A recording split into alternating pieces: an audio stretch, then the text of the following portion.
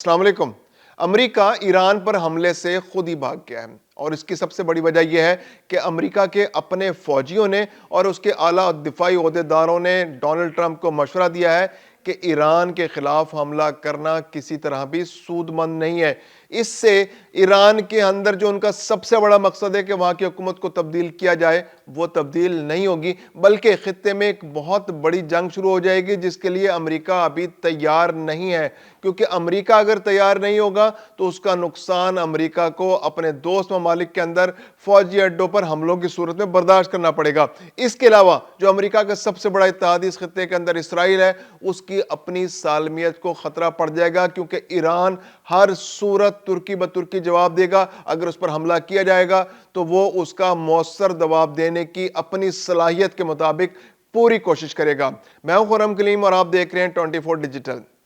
امریکہ جو بہت شور مچا رہا تھا کہ وہ ایران پر حملہ کرنا چاہ رہا ہے، تو اب اس نے ایک قدم پیچھے ہٹا لیا ہے، اور اس کی بظاہر وجہ یہی نظر آتی ہے کہ امریکہ کو لگ رہا ہے کہ وہ سفارتی سطح پر اپنی کوششوں سے اور دباؤ بڑھا کر بھی کچھ مقاصد ضرور حاصل کر لے گا جو وہ الٹیمیٹلی حاصل کرنا چاہتا ہے۔ سب سے بڑا گول امریکہ کا یہ ہے کہ امریکہ ایران کے اندر رجیم چینج کرے، وہاں کی جو موجودہ انقلابی حکومت ہے اس کا خاتمہ کرے، وہاں پر ایک ایسی حکومت لے کر آئے جو کٹ پتلی ہے، جو امریکہ کے اشاروں پر ناچے، اور جب وہ اشاروں پر ناچے گی امریکہ کے، تو اس کے بعد امریکہ ایران کے تمام معدنی وسائل پر اپنا کنٹرول بنا سکے گا، جو وہ وینزویلا میں بنانے کی کوشش کر رہا ہے، جس کے لیے وہ کیوبا میں ہاتھ پاؤں مار رہا ہے، جس کے لیے وہ گرین لینڈ کے اندر جانے کی کوشش کر رہا ہے یا اس کو خریدنے کے لیے اس کا سودا کرنے کی کوشش کر رہا ہے۔ تو امریکہ کے یہ مقاصد ہے۔ اب امریکہ نے جو تیار کی تھی سازش اسرائیل کے ساتھ مل کر کہ وہاں کے جو مظاہرین ہیں ان کو فنڈ کیا جائے، ان کو موٹیویٹ کیا جائے، ان کو وسائل فراہم کیے جائیں، سٹار لنک کی سہولیات فراہم کی جائیں، ایلن مسک کو ساتھ ملایا جائے، اور وہاں پر مظاہروں کو اتنا شدید کیا جائے کہ وہاں کی رجیم کمزور ہو جائے، اور اتنی کمزور ہو جائے کہ وہاں کی فوج اس بات پر مجبور ہو جائے کہ وہ مظاہرین کے ساتھ مل کر اپنی ہی حکومت کو گرا دے، جیسا کہ بنگلہ دیش میں ہوا یا نیپال میں ہوا کہ وہاں پر حکومتوں نے، یعنی وہاں کی فوجوں نے اپنا وزن مظاہرین کے حق میں ڈال دیا، اور مظاہرین اتنے زیادہ مضبوط ہو گئے کہ حکمرانوں کو وہاں سے فرار ہونا پڑ گیا۔ تو ایران کے اندر بھی بظاہر ایک ہفتہ پہلے یہ صورتحال نظر آ رہی تھی کہ مظاہرین اتنے زیادہ مضبوط ہو گئے تھے کہ حکومت کے لیے اپنی ریٹ بحال کرنا ممکن نہیں رہا تھا، لیکن پھر حکومت نے بھی کاؤنٹر اسٹریٹجی بنائی، اپنے مظاہرین کھڑے کیے، اور اس کے علاوہ پھر جو انٹرنیٹ کی سہولیات بند کی، ٹیلی فون کی سہولت بند کی، انٹرنیشنل کال بند کی، اور پھر انہوں نے سٹار لنک کے جو ٹرمینل سے ان کو بھی کنٹرول کیا، اور اس کے بعد سے انہوں نے وہاں کے جو مواصلات کا نظام ہے اس پر اپنا کنٹرول مضبوط بنا لیا۔ اور اب ایران میں مذاکرات جو مظاہرین ہیں ان کو کافی حد تک کنٹرول کی جا سکے، اکا دکا مظاہرے ہو رہے ہیں، لیکن جو پرتشدد مظاہرے تھے ان کا بڑی حد تک خاتمہ ہو چکا ہے۔ اس ساری صورتحال کو امریکہ جو ہے بڑا ایکسپلائٹ کرنے کی کوشش کر رہا ہے۔ اب امریکہ جو ہے اس کو ایک اقوام متحدہ کے پلیٹ فارم پہ لے آیا، اور اس نے حالانکہ سازش بھی خود ہی تیار کی، خود ہی امن کے لیے خطرہ بنا، اسرائیل کے ساتھ مل کے اس نے پوری مشرق وسطیٰ کے اندر سازش تیار کی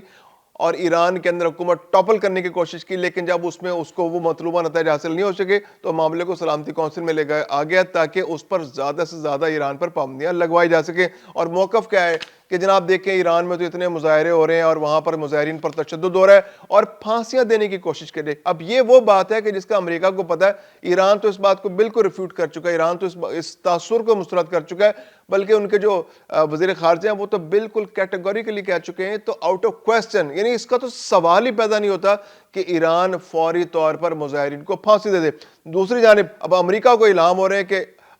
ایران جو ہے وہ 800 لوگوں کو ایک ساتھ پھانسی دینے کا ارادہ رکھتا ہے۔ تو یہ بڑی سٹرینج صورتحال ہے۔ اب امریکہ نے خود ہی ہائپوتھسس کریٹ کیا، خود ہی ایک خیالی صورتحال پیدا کر دی، خیالی ایک منظرنامہ بنا لیا کہ جس کے اندر لوگوں کو گرفتار کیا گیا۔ اب جو انسانی حقوق کی تنظیمیں، اقوام متحدہ تو کنفرم نہیں کر رہا، لیکن انسانی حقوق کی تنظیمیں کہہ رہی ہیں کہ گرفتاریاں 18,000 سے زائد ہو چکی ہیں، اور ان میں سے 800 لوگوں کا انتخاب کیا گیا ہے اور ان کو پھانسی دینے کی تیاری ہو رہی ہیں۔ جبکہ ایران کہہ رہا ہے کہ ایسا کچھ بھی نہیں ہو رہا، ٹرائل ضرور ہو رہے ہیں، لوگوں کو گرفتار بھی کیا گیا اور جو قرار باقی سزائیں ہیں ان کو دی جائیں گی جو مظاہرین ہیں، لیکن پھانسیاں دینے کا تو سوال ہی پیدا نہیں ہوتا۔ اب امریکہ جو ہے اس کو اقوام متحدہ اور مختلف فورمز پر اچھال کر ایران کے خلاف ایک ماحول بنانے کی کوشش کر رہا ہے، عالمی برادری کو بھی ساتھ شامل کرنے کی کوشش کر رہا ہے۔ حالانکہ ہونا تو یہ چاہیے تھا کہ ایران پر ہونے والے مظالم اور ایران کو جو دھمکیاں دی جا رہی ہیں اور ایران کو جس طرح سے ایکسپلائٹ کرنے کے اور وہاں کے مادنی وسائل پر قبضہ کرنے کی کوشش کی جا رہی ہے، اس پر اسرائیل کے اور امریکہ کی سرزنش ہونی چاہیے تھی، لیکن چونکہ ہمارے ہاں جو عالمی ادارے ہیں وہ بالکل ہی ان کے گھر کی لونڈی ہے، کیونکہ سارے ایکسپینسز جو میکسیمم ایکسپینسز ہیں اقوام متحدہ کے امریکہ برداشت کرتے ہیں اور امریکہ کے دوست ممالک برداشت کرتے ہیں، تو اس لیے وہاں پر صرف چلتی بھی ان ممالک کی ہے۔ اب روس اور چائنا نے جو ہے وہ موقف پیش کیا ہے اپنا سلامتی کونسل کے اندر، اور انہوں نے کہا جی جنگ کے جو خطرات منڈلا رہے ہیں اور کسی بھی طرح کی اندرونی معاملات میں مداخلت جو ہے وہ خطے کے لیے مفید نہیں ہو سکتی، امریکہ اور اسرائیل کو ریسٹرینٹ سے کام لینا چاہیے۔ روس نے بھی یہی کہا ہے، چین نے بھی یہ کہا ہے، اور کہا ہے کہ ایران ایک خود مختار ملک ہے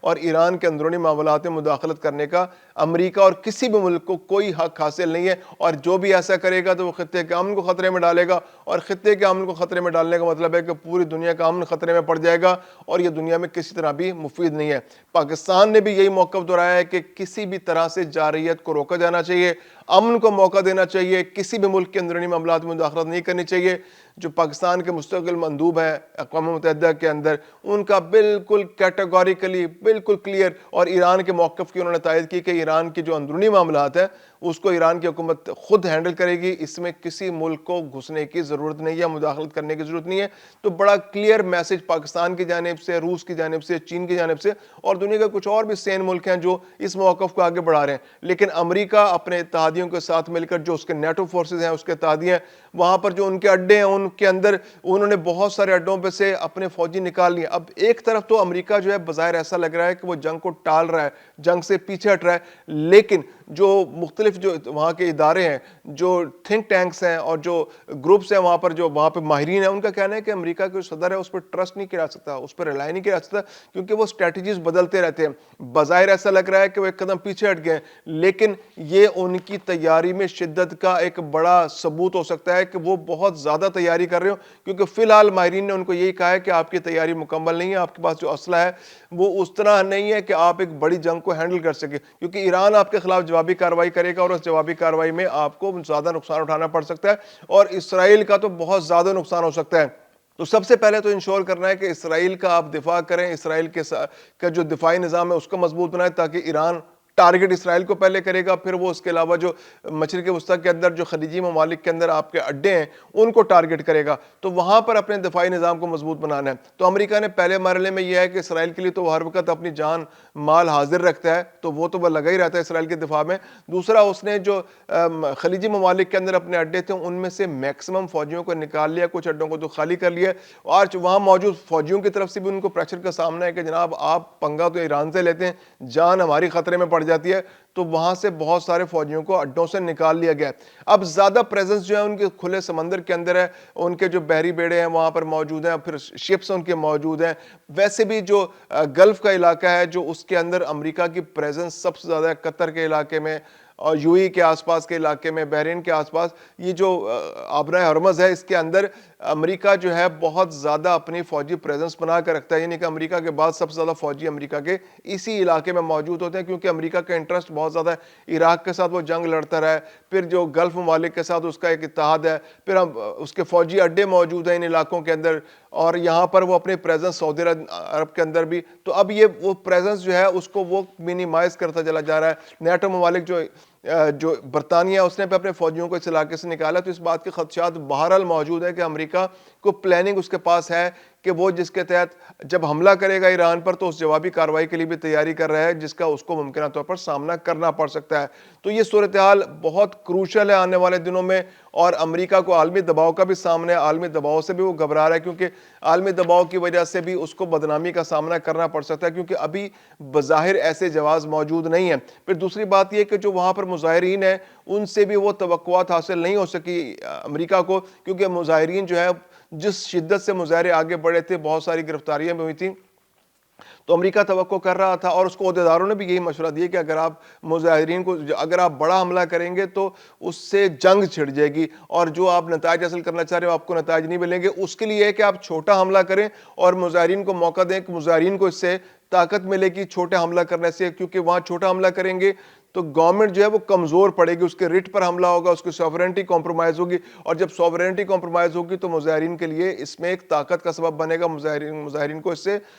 ہمت بڑھے گی ان کی تو وہ سڑکوں پر زیادہ نکلیں گے، اور اس کے بعد ممکنہ طور پر وہ اتنا دباؤ بڑھا دیں کہ وہاں کی فوج یا جو وہاں کے ادارے ہیں وہ گورنمنٹ سے، جو وہاں کے جو سپریم کمانڈ ہے اس سے جان چھڑا کر مظاہرین کے ساتھ مل جائیں اور وہاں پر رجیم چینج ہو جائے۔ تو یہ وہ صورتحال ہے جس کا امریکہ نے جو سازش کا جال بچایا ہے اسرائیل کے ساتھ مل کر، پورا خطہ اس کو سفر کر رہا ہے اور ہر طرف غیر یقینی صورتحال ہے۔